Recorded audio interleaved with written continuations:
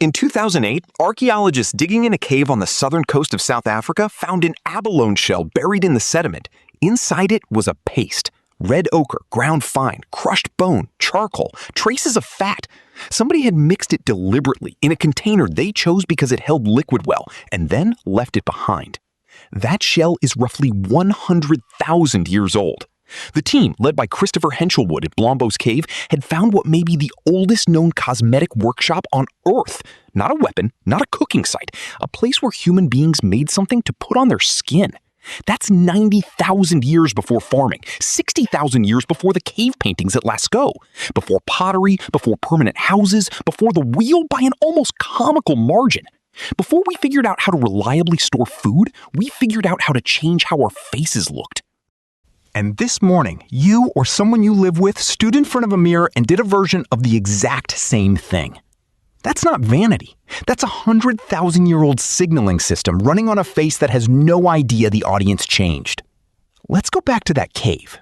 Picture a person crouched on the floor near the entrance, where the light is good. She's holding a lump of hematite, an iron-rich rock that leaves a deep blood-red streak when you grind it. She grinds it on a flat stone. She's done this before because the technique is specific. Bone gets crushed and heated to release fat, and the fat binds the powder so it sticks to skin instead of blowing away. Charcoal darkens it, water thins it. This is a recipe. Multiple ingredients processed separately combined in a particular order in a day. And she wasn't the first. At Pinnacle Point, further along the same coastline, Curtis Morane's team found evidence of humans using ochre as far back as 115,000 years ago. Now here's the part that should stop you. We weren't alone in this. In Spain, at a site called Cueva de los Aviones, João Zilao and colleagues found perforated seashells with pigment residues inside them, containers for mixing color, dated to around 115,000 years ago. There were no modern humans in Spain at that point. Those were Neanderthals. At Krapina in Croatia, researchers including Dvorka Radovčić identified eagle talons that had been cut, polished, and worn as jewelry roughly 130,000 years ago. So this impulse is not a quirk of our species. Two different kinds of human, separated by continents and hundreds of thousands of years of divergence, independently arrived at the same idea. Put color on the body. Now, the honest objection. Ochre isn't only cosmetic. It works as a preservative for animal hides. It's an ingredient in the adhesive used to glue stone points onto wooden shafts. Rian Rifkin and colleagues even tested ochre experimentally and found it blocks a measurable amount of ultraviolet light. It's a sunscreen. So maybe it was never about faces. Except for one detail that doesn't fit. They carried it. Ochre gets transported enormous distances at these sites. People walked past perfectly good rocks to obtain specific ochre with a specific redness. At Blombos, some ochre pieces were engraved with deliberate crosshatch patterns before being used. Nobody decorates their glue. They weren't collecting a chemical. They were collecting a color. And once you ask why that color, everything else falls into place. Here is what every cosmetic in human history actually does, and it's a shorter list than you'd expect. The psychologist Richard Russell has spent years studying something called facial contrast. It's the difference in lightness between a person's features, the eyes and lips, and the surrounding skin. That contrast isn't the same in everyone. On average, women's faces have higher contrast than men's, and in both sexes, contrast declines steadily with age because skin darkens and lips lose color over a lifetime. Russell demonstrated something remarkable with this.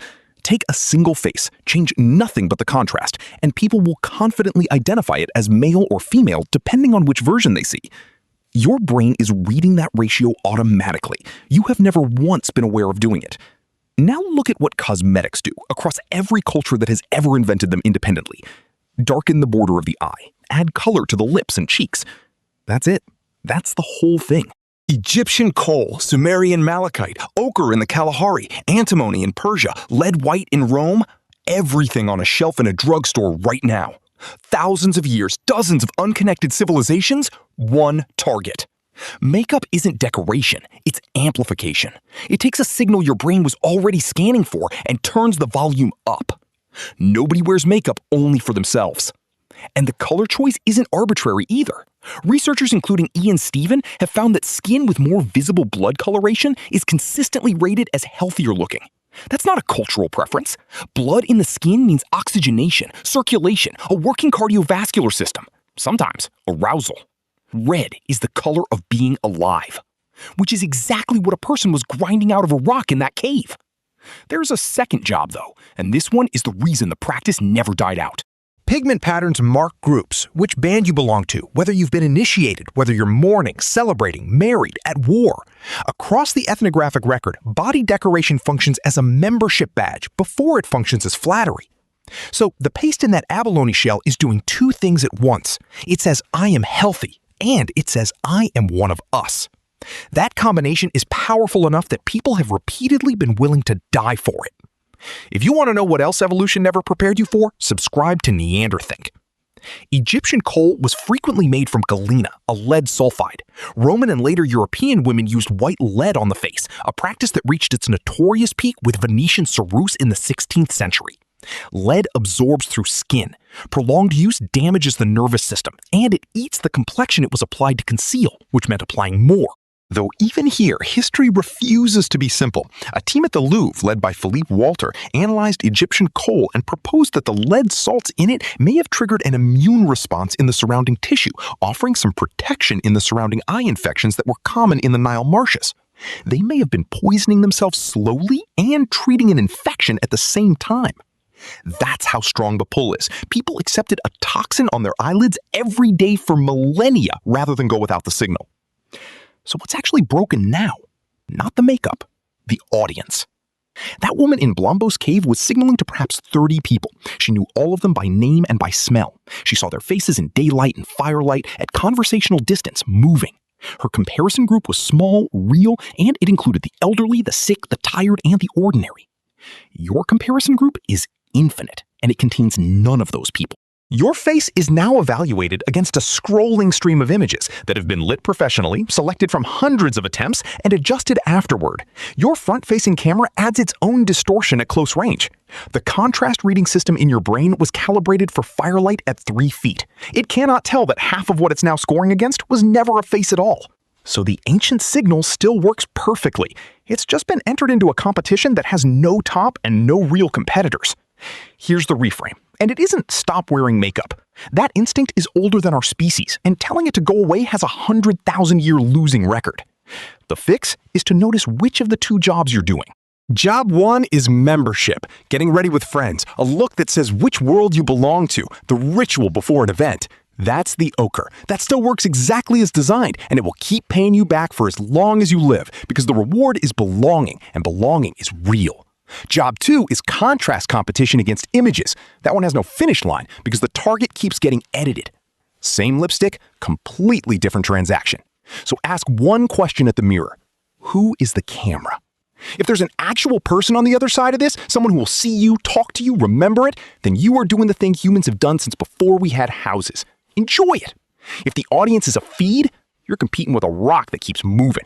And if you want the actual repair, don't audit your face, audit your comparison set. Your brain will always rank you against whoever it sees most often, and you control who that is far more than you control your own reflection.